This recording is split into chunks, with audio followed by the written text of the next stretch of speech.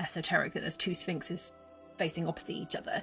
That really is the only kind of evidence for a second sphinx. There's no writing about it. There's no other references to it. It's kind of something that's just like, bleh. Which doesn't mean to say that it's not there, because there's also no writing and references to the pyramids. That isn't there either, and they're clearly very much there. But really, there's not a lot to go on in terms of like clues. So it was really just open to interpretation, the Dream Stealer, whether or not you thought it was two sphinxes. And I understand the argument. Tutmos, the pharaoh, is represented on both sides of the sphinxes, and there was only one pharaoh, as far as we know. Unless he was a twin, but that's a different movie. But then, yeah, so if you've got Tutmos represented 2 times, and then you've got the Sphinx represented 2 times, it was a very, very strong argument that there was no second Sphinx. Anyway, this area that they are pointing to, where this second Sphinx could be, there is currently a huge mound of sand. And initially people got very excited, thinking like the Sphinx would literally just be like there, just shuffle the sand away. There it's going to be. No.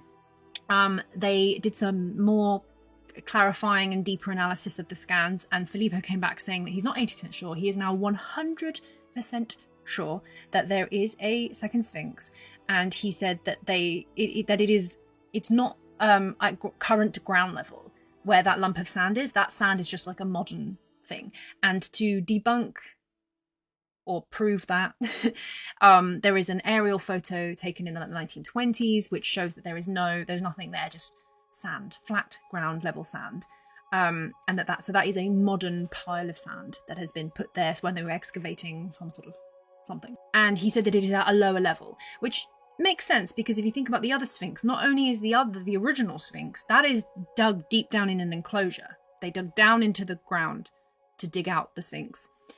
He says the same thing on the other side. It's down. Also, the topography of the plateau is like that. It's further down. This Sphinx is further down. The other Sphinx is up on a higher.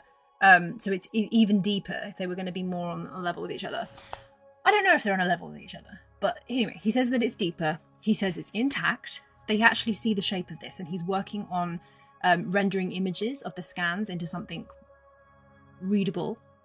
And he said it's got 4 limbs, intact front legs, intact back legs.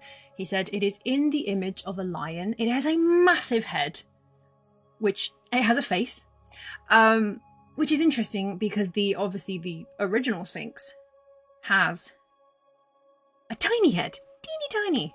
It's laughable when you see pictures of it. If you take it from the right angle, it can kind of look all right size, but when you see it in person or you drive past it, it is laughable how tiny that little pharaoh head is on this massive animal body. In June, where are we now?